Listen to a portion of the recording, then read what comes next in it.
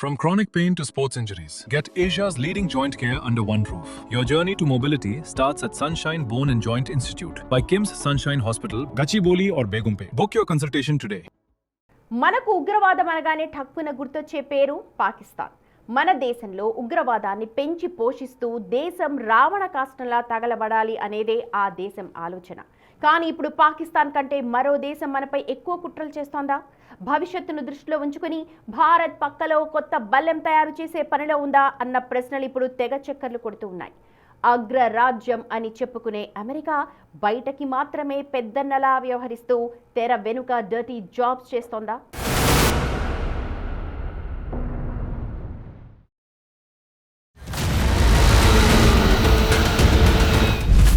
భారత్లో అమెరికా ఉగ్రవాదాన్ని ఎగదొస్తోందా?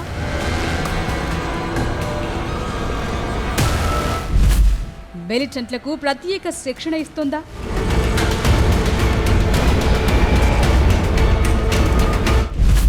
Christian country అనే కొత్త చిచ్చు పెడుతోందా?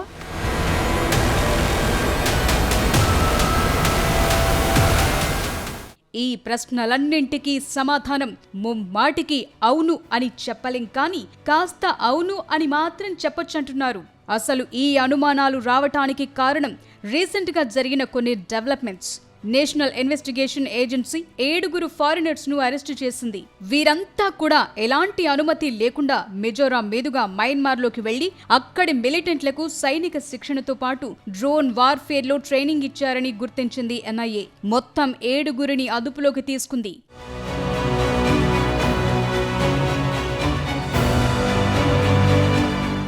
అసలు వీరిని ఎన్ఐఏ ఎందుకు అరెస్టు చేసింది? ఇది అసలు క్వశ్చన్.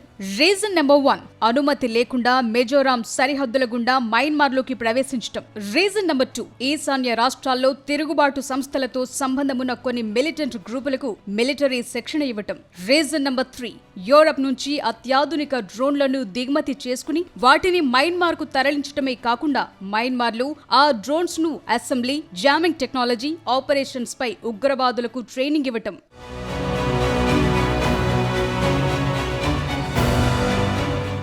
ఏడుగురిలో 6 ఉక్రెయిన్ కు చెందినవారు కాగా మరొకరు అమెరికన్. అతని పేరు మాథ్యూ వాన్ డైక్. ఇక్కడే కథలో కొత్త ట్విస్ట్ ఎదురైందని చెప్పొచ్చు. ఎందుకంటే మాథ్యూ అనే వ్యక్తి సామాన్యుడు కాదు. అతను combat soldier, journalist, documentary film maker, ఇంకా చెప్పాలంటే ఒక మెర్సనరీ, అంటే డబ్బులు తీసుకుని యుద్ధాల్లో పాల్గొనేవాడు.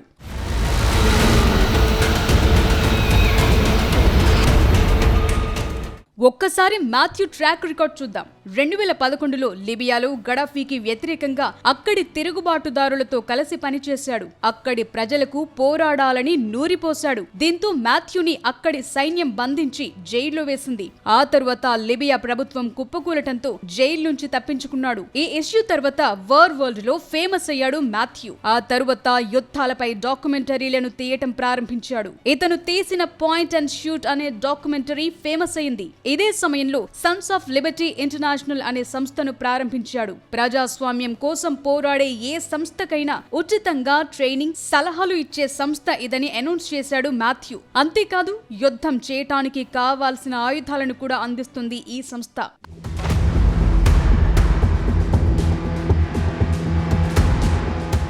ఐసిస్ ఉగ్రవాదులకు వ్యతిరేకంగా పోరాడే వారికి ట్రైనింగ్ ఇవ్వటం, క్రిస్టియన్ మైనారిటీ గ్రూపులకు ట్రైనింగ్ ఇవ్వటం, సిరియాలో తిరుగుబాటు దళాలకు ట్రైనింగ్ ఇవ్వటం, రీసెంట్ గా ఉక్రెయిన్ లో రష్యాకు వ్యతిరేకంగా పోరాడే వారికి ట్రైనింగ్ ఇవ్వటంతో పాటు ఆ యుద్ధాల్లో కూడా పాల్గొన్నాడు మాథ్యూ.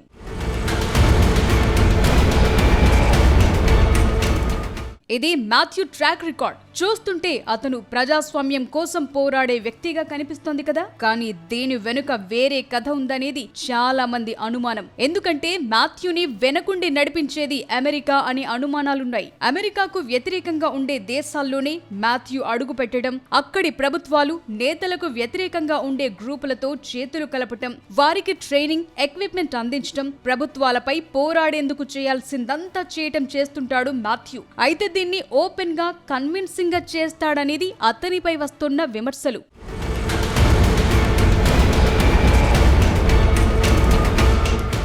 2011లో గడాఫీని అమెరికా గద్దెదించడానికి ముందు మాథ్యూ అక్కడే ఉన్నాడు. ఇరాక్లో క్యాంపులు ఏర్పాటు చేసి ట్రైనింగ్ ఇచ్చాడు. సిరియాలో అంతర్యుద్ధం పెరగటానికి తన వంతు సాయం చేశాడు.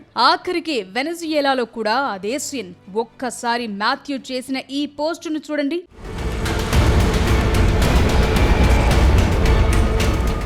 రెండు 2019 నుంచి వెనజుయేలాలో అనేక కోవర్ట్ ఆపరేషన్స్ నిర్వహించాను. వెనజుయేలాకు స్వాతంత్ర్యం వచ్చే వరకు పోరాడతానంటూ పోస్టు పెట్టాడు. కొన్నేళ్ల తరువాత ఏమైందో అందరికీ తెలిసిందే. నికోలస్ మదురోను గద్దెదించి వెనజుయేలాపై అమెరికా జెండా ఎగిరింది. దీంతో అతని పార్ట్ ముగిసింది. ఇప్పుడు సైడ్ అయిపోయాడు అనే వాదనలు వినిపిస్తున్నాయి. ఇలా అమెరికా ఎక్కడైతే ప్రయోజనాలున్నాయో అక్కడే మాథ్యూ ఎంట్రీ ఇవ్వటం అనేది కో ఇన్సిడెన్సా లేక పక్కా ప్లానా అనేది ఇప్పుడు పెద్ద క్వశ్చన్.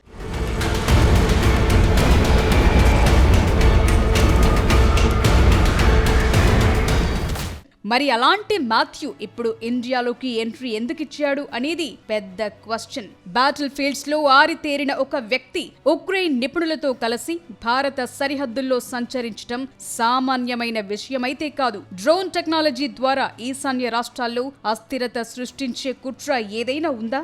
ఎన్ఐఏ అతడిని ఎలా ట్రాక్ చేసింది? అసలు ఈ క్రిస్టియన్ కంట్రీ పంచాయతీ ఏంటి?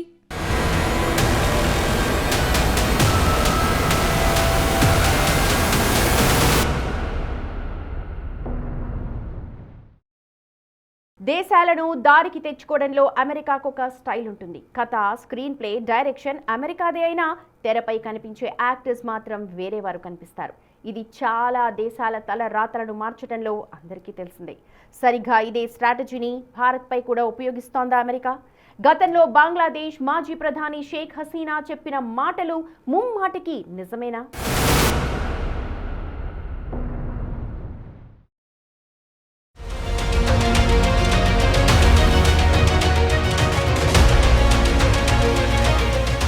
తన ప్రయోజనాల కోసం దేనికైనా రెడీ అనే తత్వం అమెరికాది.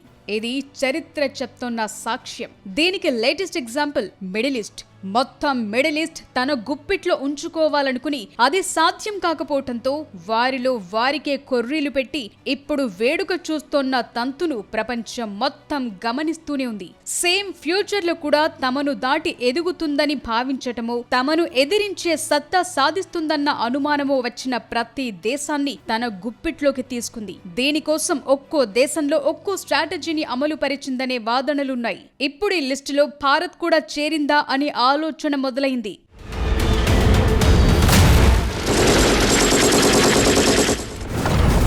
ప్రస్తుతం భారత్ అత్యంత వేగంగా అభివృద్ధి చెందుతున్న దేశం. ప్రపంచ దేశాలన్నింటికీ భారత్ మార్కెట్ కావాలి. అదే సమయంలో టెక్నాలజీ పరంగానైనా, సైనిక శక్తి పరంగానైనా భారత్ ఎదుగుదలను అడ్డుకునే అవకాశమే లేదు. కానీ మన దేశాన్ని పీడిస్తున్న అతి పెద్ద సమస్య మతం. కొన్ని రాష్ట్రాల మధ్య అంతర్గత కుమ్ములాటలు ఇప్పుడు దీన్ని టార్గెట్ చేసుకుని దేశంలో కొత్త అలజడులు సృష్టించే ప్రయత్నం జరుగుతుందనేది ఇప్పుడు వినిపిస్తున్న ఆరోపణలు.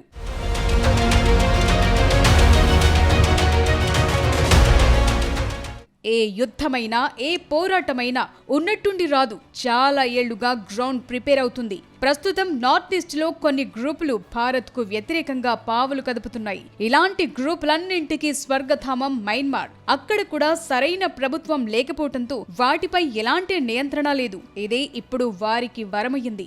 ఇలాంటి వారికి ఇప్పుడు మాథ్యూ లాంటి వారు వార్ ట్రైనింగ్ ఇస్తున్నారు. నిజానికి మయన్మార్ లోని జుంటాకు వ్యతిరేకంగా పోరాడే గ్రూపులకు మాథ్యూ ట్రైనింగ్ ఇచ్చేందుకు వచ్చాడని చెప్తున్నా ఇది ఎంతవరకు నిజం అన్న దానిపై మాత్రం ఎన్నో సందేహాలు.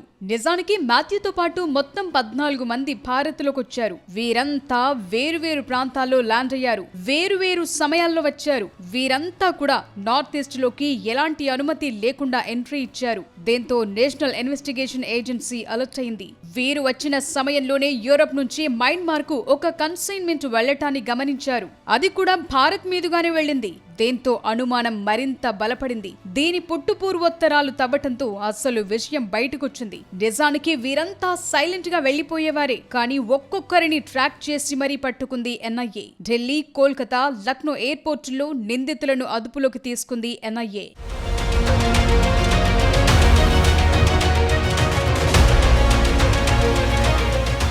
ప్రస్తుతం వీరంతా ఎన్ఐఏ కస్టడీలో ఉన్నారు. వీరిని వేరువేరుగా విచారిస్తోంది ఎన్ఐఏ. అదుపులోకి తీసుకున్న ఎవరు కూడా సామాన్యులు కారని తేలింది. అంతా బ్యాటిల్ ఫీల్డ్ ఎక్స్పీరియన్స్ ఉన్నవారే. అందరికీ ఒక్కో రంగంలో ఎంతో నైపుణ్యం ఉన్నవాళ్లే. మరి వీరి అసలు టార్గెట్ ఏంటి అనేది ఇప్పుడు తేలాలి. ఒక్కో ఏరియాలో ఒక్కో చిచ్చు రేగాలి. అది ఆరని జ్వాలలా రగులుతూనే ఉండాలి. ఇదే నిజంగా అమెరికా కోరుకునే అంశం. సేమ్ ఇలాగే భారత్లో కూడా మయన్మార్ భారత్ సరిహద్దుల్లో క్రిస్టియన్స్ అందరినీ రెచ్చగొట్టి ఒక చిన్నపాటి దేశాన్ని ఏర్పాటు చేయాలనే కొత్త వాదనను స్లో పాయిజన్ లాగా అక్కడి వారికి ఎక్కిస్తున్నారనే వాదనలు వినిపిస్తున్నాయి. దీనికోసం అక్కడి ప్రజలను ప్రభుత్వాలకు వ్యతిరేకంగా పోరాడేలా రెచ్చగొట్టే కుట్ర జరుగుతోందని తెలుస్తోంది.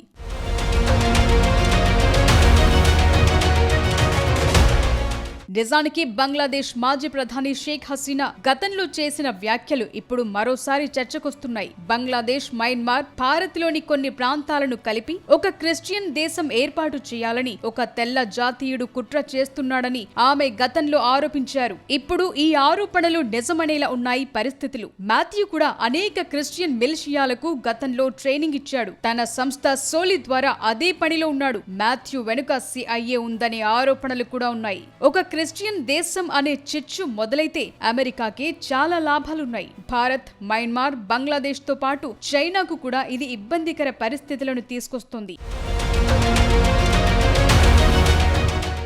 ఇక ఈ ఘటనపై ఉక్రెయిన్, అమెరికా స్పందించాయి. తమ పౌరులను రిలీజ్ చేయాలని ఉక్రెయిన్ రిక్వెస్ట్ చేయగా ప్రైవసీ కారణాల దృష్ట్యా పూర్తి వివరాలు వెల్లడించలేమని అమెరికా స్టేట్మెంట్ ఇచ్చింది. ఈ స్టేట్మెంట్ మరిన్ని అనుమానాలను పెంచిందనే చెప్పాలి. ప్రస్తుతం మాథ్యూ గురించి మరిన్ని కీలక విషయాలు ఎన్ఐఏ తెలుసుకున్నట్టు తెలుస్తోంది. గతంలో అతను చాలా వీడియోలు చేశాడని, వెనెజుయేలా, మయన్మార్, ఇరాన్ లో పోరాడేందుకు మెర్సనరీలంతా ముందుకు రావాలని పిలుపునిచ్చాడు. అంతేకాదు నార్త్ ఈస్ట్ రాష్ట్రాల్లో ఆయుధాల సరఫరాకు మాథ్యూకు లింక్ ఉన్నట్టు ఎన్ఐఏ అనుమానిస్తోంది. అంతేకాదు మాథ్యూ అంశం మరికొన్ని అంశాలను కూడా ఇప్పుడు తెరపైకి తీసుకొచ్చింది. భారత్ సరిహద్దుల్లో జరిగే దేశ వ్యతిరేక చర్యల్లో విదేశీ శక్తుల జోక్యం ఉందని ఇప్పుడు తేలిపోయింది. CIA భారత్లో కూడా కోవర్ట్ ఆపరేషన్స్ నిర్వహిస్తోందని అర్థం చేసుకోవచ్చు. అంతేకాదు ఈ వ్యవహారం వెనుక ఉక్రెయిన్ కూడా ఉందా అని అనుమానాలు పెంచుతున్నాయి. గతంలో అమెరికా కోసం ఉక్రెయిన్ సైనికులు పనులు చేసినట్టు ఆధారాలున్నాయి. సుడాన్, మాలి, సిరియా,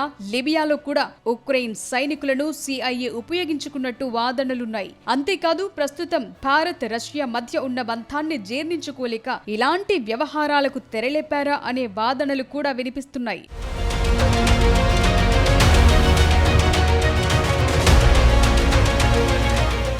గతంలో ముంబై ఉగ్రదాడుల సమయంలో కూడా డేవిడ్ హెడ్లీ అనే అమెరికన్ పేరు ఇలానే వినిపించింది. అమెరికన్ అయిన డేవిడ్ హెడ్లీ భారత్కొచ్చి ఉగ్రవాదుల కోసం రెక్కీ చేసి కావాల్సిన సమాచారాన్ని అందించాడు. ఇప్పుడు ఇన్నాళ్లకు మళ్లీ మాథ్యూ పేరు వినిపించింది. కానీ ఒక్కటి మాత్రం నిజం, వారిని ఎక్కువ కాలం భారత్ బంధించి ఉంచలేదు. దీనికి అనేక కారణాలున్నాయి. విదేశాంగ విధానం కావచ్చు, లేదా దౌత్యపరమైన ఒత్తిడి కావచ్చు. వారిని విడిచిపెట్టే పరిస్థితులు వస్తాయి. కానీ ఈలోపే ఇండియన్ ఇంటెలిజెన్స్ వ్యవస్థలు వారి వద్ద నుంచి రావాల్సిన సమాచారాన్ని రాబట్టడం మాత్రం తథ్యం.